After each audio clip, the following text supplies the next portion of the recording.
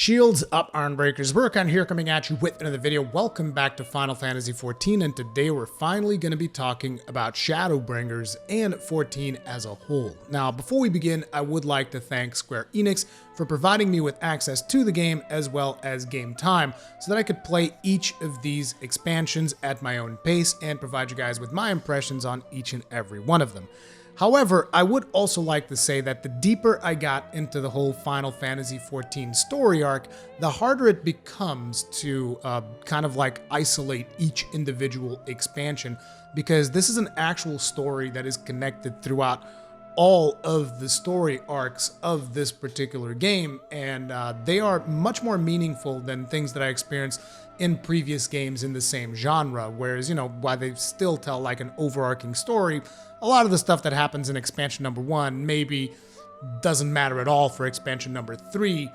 In Final Fantasy XIV, that is clearly not the case, and the stuff that takes place in Shadowbringers is that much more meaningful if you experience these characters from the get-go. Shadowbringers is considered by a lot of people, myself included, to be one of the best stories Final Fantasy has ever told, and a lot of the power of that story comes from the fact that these are characters that you've been interacting with for a long time, and not knowing the depth of all of the events that these characters have been through means that the story itself is not going to hit you quite as hard as if you had experienced the entirety of the Final Fantasy XIV arc. If you still want to skip right to Shadowbringers, feel free to do so, but I would advise you not to do it. And really quickly, I will also tell you that you might think, oh, like all of the other MMOs, the only thing that really matters is the final expansion.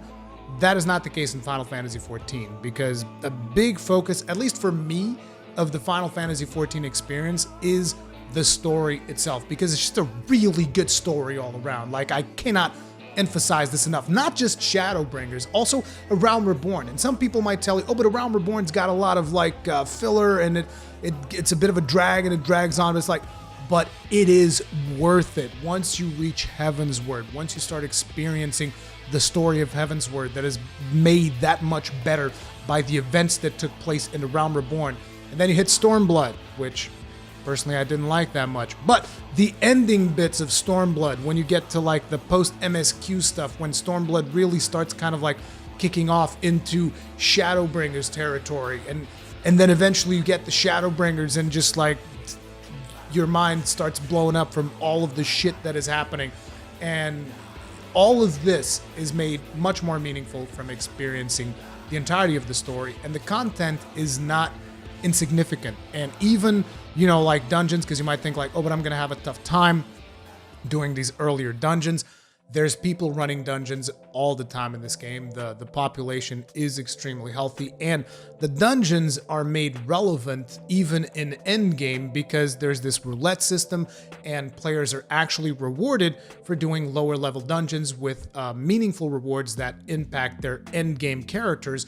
So there's basically a lot of reasons for people to run older dungeons, older trials, even older raids, and usually stuff is popular. The one raid that I wish there was more reason for people to do, and I'm not sure if they're planning on doing something about it, is Coils of Bahamut. That's the one that you usually can get through, but I would advise you, after you finish like Realm Reborn, if you do plan on playing Final Fantasy XIV and going through Realm Reborn and all of these things, I'd advise you to at least watch the cinematics on YouTube, because the story bits of Coil of Bahamut are extremely important for you to understand the events of Realm Reborn, and just like Final Fantasy XIV as a whole. But anyway, let's focus our attention back a little bit on Shadowbringers. So a lot of things change in terms of the story. One of the things that I really appreciated is the fact that they dropped one of the characters that I personally like the least, which is Lise. She gets dropped on the tail end of Stormblood. She's like, oh, I'm just gonna stay here and organize this thing over in Alamigo and whatever. And I was like, thank God. Like, I'll be honest, I did not care for Lise. Like, I know maybe some people liked Lise. I did not care for Lise at all. So the fact that at the end of Stormblood, they just kind of like wrote her off, I'm like, good. I don't want to have to deal with her anymore. And then they focus on the other characters that you actually care about, like another character, and again, I'm trying to do this as spoiler-free as possible. Another character that I thought really had a lot of character development throughout this particular expansion was Thancred, whereas it felt like pretty much since some of the events that took place in Heavensward, Thancred was almost like a throwaway character. It's like, hey, we need someone to do some spy shit. Okay, send Thancred in there. This time around, it was very different. Thancred takes the stage front and center for a lot of the stuff that happens, and there's even a very special moment in the story that I cannot talk about because of spoilers, that I really, man, it was just like friggin' awesome. And then you also get to interact with characters that you haven't seen in a good long while. I don't really remember when the Warrior of Darkness arc took place. I think it was either Heavensward. I think it was during Heavensward that the Warrior of Darkness arc starts taking place. But again, this whole thing is like mixed to me. To me, it's just like one big game and no longer like these different expansions that we've gone through, right? But the fact that the Warrior of Darkness arc eventually pays off in Shadowbringers is just another one of those things. They keep planting these seeds that, you know, at the time you experience these little bits of story and you're like, well, you know, this doesn't really seem like it's going to go anywhere. It was just like this little bit of story for this thing. But then later down the line in a future expansion, it's like, oh, no, this was very important. And here's the stuff that happened with these characters. And you're like, holy crap.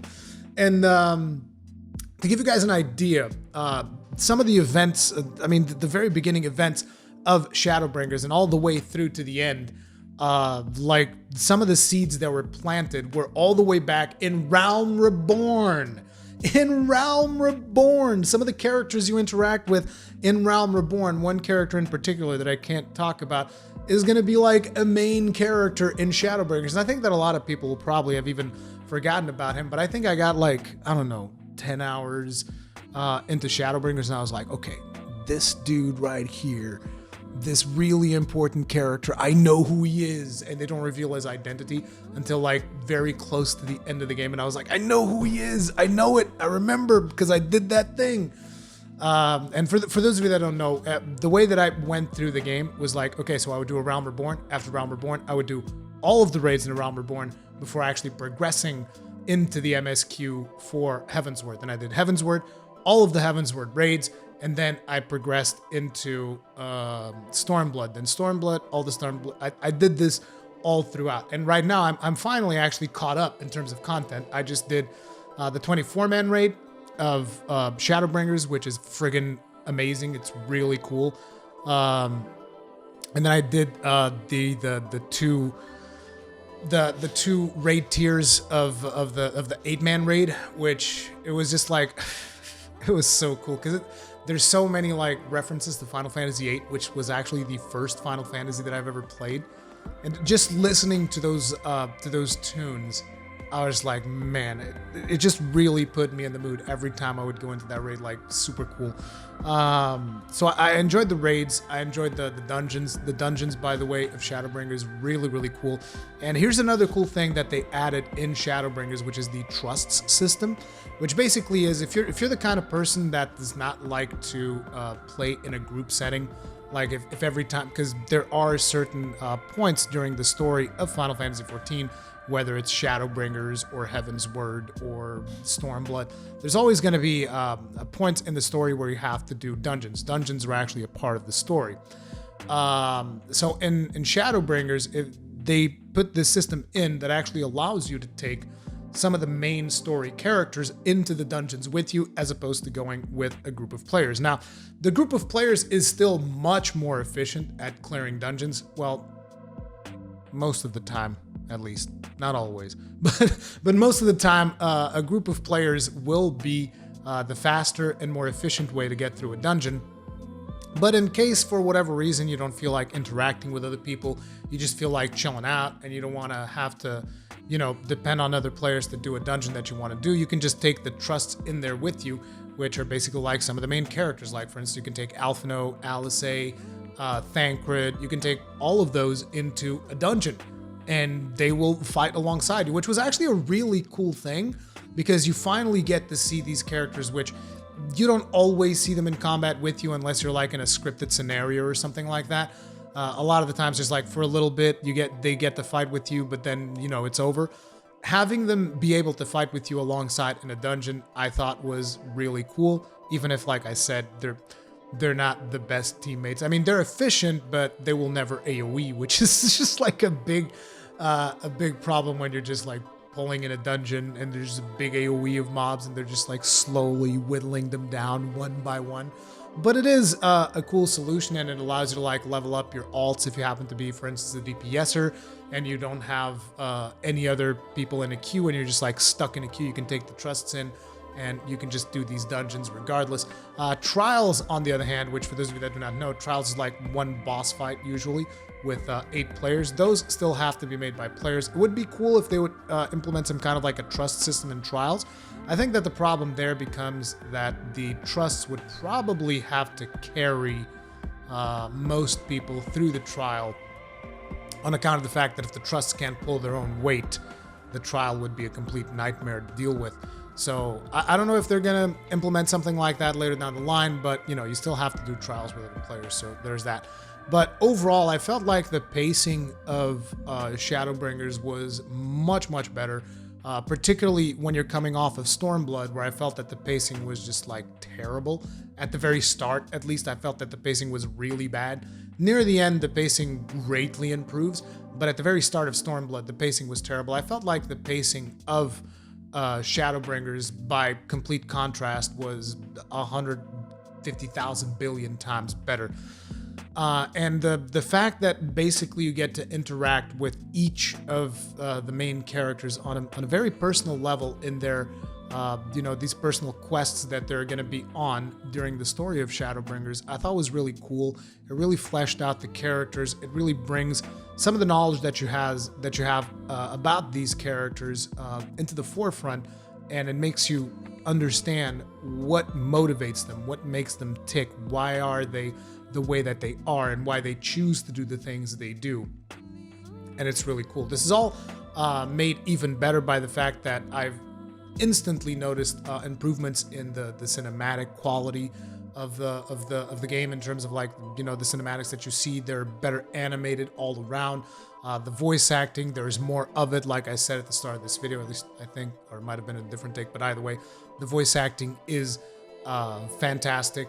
The delivery that the actors do all around is just friggin' great, and it just all really peaks into this story moment near the end, where even just yesterday, again, I'm trying to discuss this without any spoilers. I might do a little bit of a spoilery thing closer to the end of the video, but like, even yesterday, I was looking through some of the cutscenes to kind of like remind myself of the story, because in between making this video, I played through the entirety of Nioh, so, you know, I kind of forgot a couple of things, but I was looking through the whole story to remember the entirety of the story arc of Shadowbringers, and I watched one of the final cutscenes that was very special to me.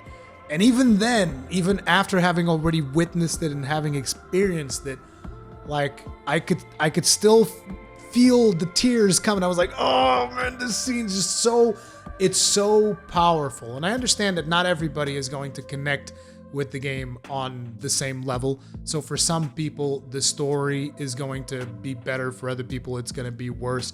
For me, it hit just right. And this is one of the reasons why Final Fantasy XIV essentially became my favorite MMORPG. And I understand that, here's the thing, it's not going to be the best MMORPG for everyone. And let me explain why. Because a lot of people come to MMORPGs and they want a sandbox experience. And that is not Final Fantasy XIV at all. And I don't think that is ever going to be Final Fantasy XIV. Final Fantasy XIV is like an MMORPG if you like JRPGs, which is why I specifically even say MMORPG as opposed to just MMO, because a lot of times people just abbreviate it to MMO, but this is not Final Fantasy XIV. Final Fantasy XIV is MMORPG. I would even say MMOJRPG, because it's very much story driven. It has no problems with making you, you know, just like a lot of the quests that you do, just be about your character going somewhere and witnessing an event with no combat whatsoever. Like, there's a lot of quests in this game that are like that. And if you're the kind of guy that you just want to have like combat all the time. You just want to be collecting the 10 bear butts or whatever. This is definitely not the game for you, because they have no problem just like, hey, the next hour of gameplay is going to be you interacting with other characters and seeing character development and really fleshing out the story. And that is one of the things that at the start annoyed me a little bit.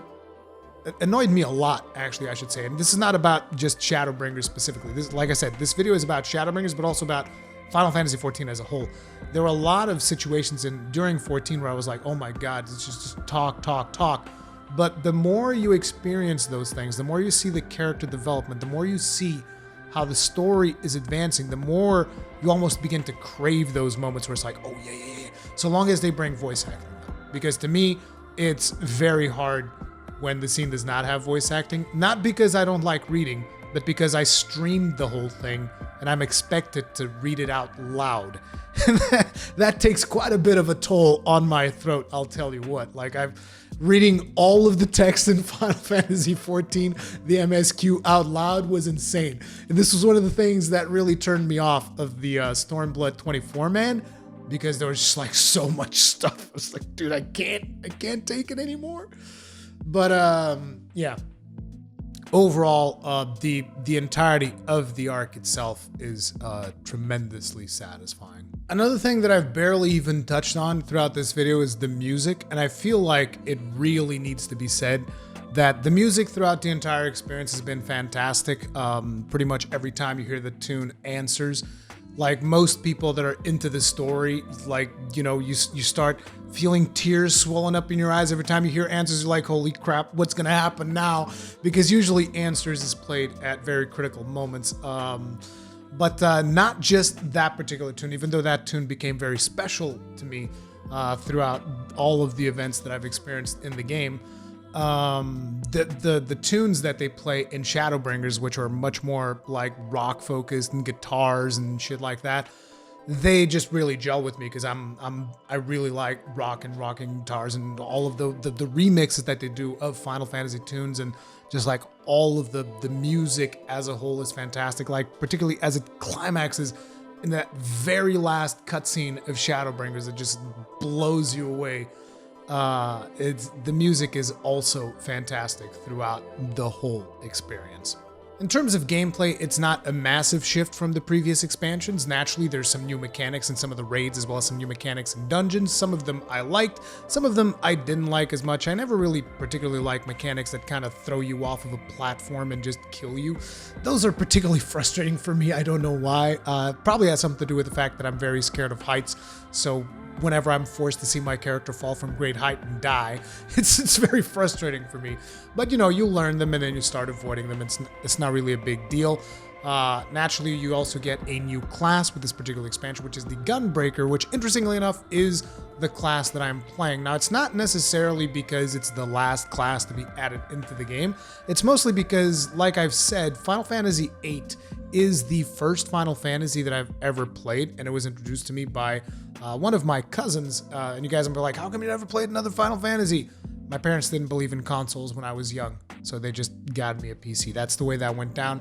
And yeah, that's why I never really was exposed to as much Final Fantasy as a lot of other people, naturally. But due to Final Fantasy VIII being the first Final Fantasy that I ever played, I was always somewhat fascinated by gunblades, and having a class that is all about gunblades and also a tank, which is my favorite role to play in MMOs, was very much a no-brainer. And so I played the entire thing through with the Gunbreaker, which is a very satisfying class to play. It brings just a smidge of utility in one of its spells, at least, and the fact that you can cast some of your defensive spells on some of your friends. But it's just very cool in terms of animations, the sounds of it. So I greatly enjoyed the gameplay overall, even though, like I said, the main reason why I come to Final Fantasy XIV nowadays is more so the story than necessarily just the gameplay. The gameplay is fine. I like it. It's fun. It's good stuff. But I'm not going to tell you that I'm like super interested in going and doing, savage content or extreme content. You know, I think that those days for me when it comes to MMOs I'm not sure that I'm gonna be super into that type of stuff, but whenever there's like a new story bit, a new dungeon, or something that I'm interested in grinding, like something that I'm very curious to doing is on Tuesday, which tomorrow, hopefully if I edit this video in time, we're gonna have the relic weapons come up in the game, and that is something that I'm very interested in checking out because I never really engaged in the relic weapon grind, and I'm going to be able to do so for my class of choosing, so that'll be an interesting experience for me to go through still.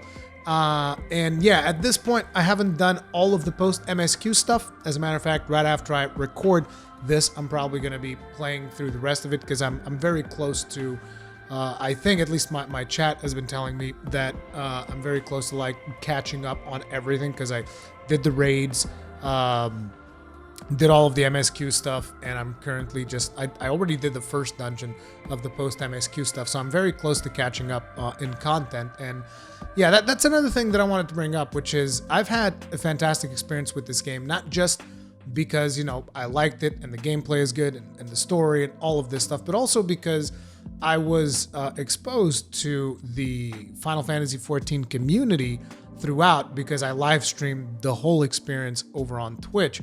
And it's just a community that is very welcoming in this MMO, which even in the game itself, not just like in my Twitch chat or anything like that, but even in the game itself, whenever, like, for instance, in an instance, I might make a mistake because I might not be aware of a specific mechanic. I don't think I've ever been in a situation where someone would, like, you know, purposefully say, "Ah, noob, doesn't know about this," like you tend to get in a lot of MMOs. I'm not saying that's a bad thing that people say that. I don't care. I don't get affected by it. I'm saying that it's never happened in Final Fantasy XIV. Quite the opposite. Usually people are like, "Oh yeah, and during this mechanic, you should try to, you know, you have to do it this way. Otherwise, the boss does this and you're gonna die." Like, people are usually very welcoming to the point where when they notice that someone is doing a dungeon for the first time, and you just finish killing the boss or something, and they know that there's like a big cutscene coming, they'll even be like, "Okay, dude, hope you enjoyed it and enjoy the ride." Like, they'll actually wish you well. Like, they want you to, people in the community, they just want you to enjoy the game and have fun, which is very refreshing when it comes to playing an MMO. I'll tell you that right now. When people are not just taking a dump all over you if you made a mistake or something like that. Instead, they're like, happy to see new people join in, and they're happy to help out other people. And I think that the welcoming community is actually one of the biggest selling points of Final Fantasy XIV as a whole. Like, I think anyone that's like even a newcomer to MMOs, you might look at Final Fantasy XIV and be like, "Oh man, there's like 3 expansions already. Oh my god, I'm never gonna catch up, and it's gonna be so stressful, and I don't know if I want to get into this." Like, those are things that you really don't have to worry yourself with, because the community, if anything, is going to be much more helpful than I've seen in other titles, and that's just like another really big selling point of this game. In case you guys are wondering whether or not I recommend the game at this point, I feel like the video speaks for itself. It's one of the best stories I've experienced in a video game ever. Despite the fact that it has a considerable amount of filler, it is worth it in the end. There are huge payoffs for a lot of characters in this game, and it's just like a fantastic story all around. The gameplay is solid. I love the music in the game, which is really, really good. The dungeons, the raids, all of it is great fun. So yes, I recommend Final Fantasy XIV, and it has definitely become my favorite MMO of all time, surpassing WoW, which is something I never really thought would have happened. But Square Enix really has something special in this game, and it shows. Now, initially I had planned to do a spoiler section in this video where I was going to talk about the moments that marked me the most throughout my Final Fantasy XIV journey. However, I felt like that was going to make the video a lot longer than I intentionally envisioned, so I decided to make that its own separate project. So if that is something that you are curious about, stay tuned. The video should be hitting the channel soon after this one.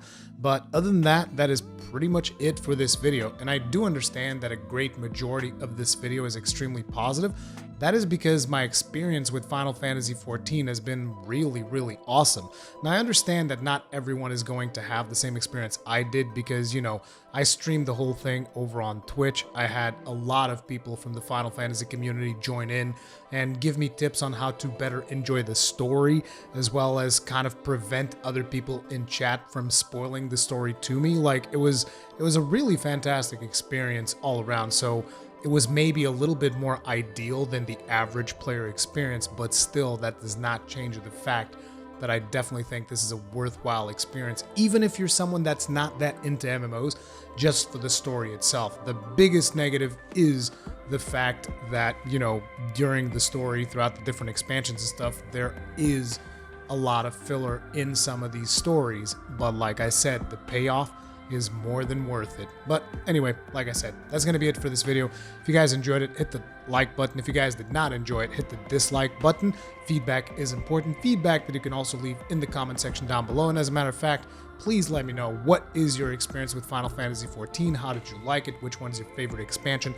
All of that jazz in the comment section below. I'm really curious to hearing more from other players that have played it and have been surprised either positively or negatively. I'm just really curious all around. If you guys usually enjoy my content, subscribe, hit the bell notification icon. I'll see you in the next one. Stay strong, and may your shields never break.